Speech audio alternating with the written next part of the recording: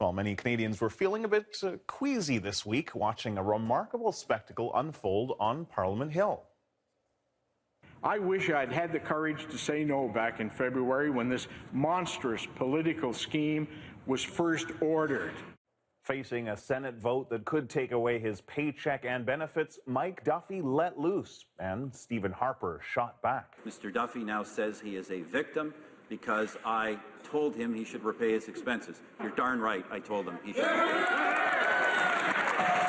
Pamela Wallin said she was resented by other Conservative senators. And Senator LeBreton could not abide the fact that I was outspoken in caucus or critical from time to time of their leadership. And just yesterday, an accusation from Patrick Brazeau. But I was essentially offered a backroom deal. Altogether, it's been a week of non-stop drama. For more on this, I'm joined from Ottawa by Laura Payton. Laura, there we showed some of the greatest hits. Tell us a bit more about what made this week so extraordinary. Well, Kim, I don't think it's every day that we see what amounts to a soap opera unfolding before our eyes in Parliament. Words like backroom deal, vendettas, these are the words that were coming out in the Senate debates this week. We also saw, people who had been portrayed or seen as villains really turn the tables, have a chance to express themselves, defend themselves, and also perhaps in a rush to judgment, some would say, they were seen as more sympathetic than they had been. And we also saw something else unusual, and that was some Conservatives breaking ranks and speaking out against that motion to expel the 3 senators.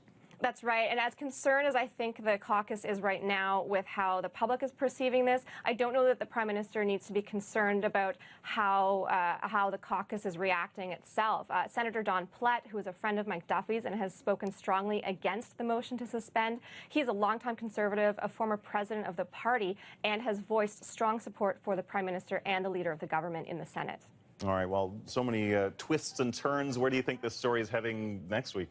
Well, the Senate returns on Monday. They're going to vote on closure to shut down debate on these motions.